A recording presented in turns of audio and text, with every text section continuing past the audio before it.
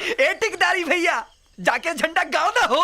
ए टिकेदारी भाई, तोहर टिकिया देख के तो तोहरा से ब्याह कैलस। जा टिकिया के कमाल दिखा द।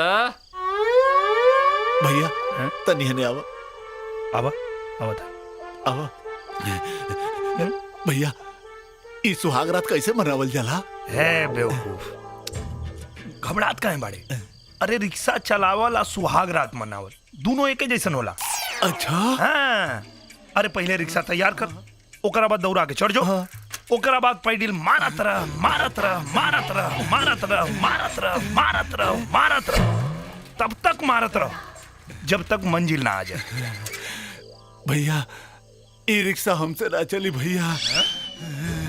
भैया एक दिन अपन सवारी हमरे रिक्शा में चढ़ावले रहला, आज हमारी सवारी अपना रिक्शा में चढ़ा ला भैया।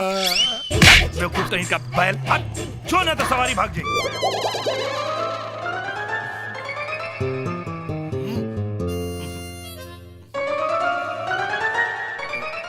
ई का करे तड़ा?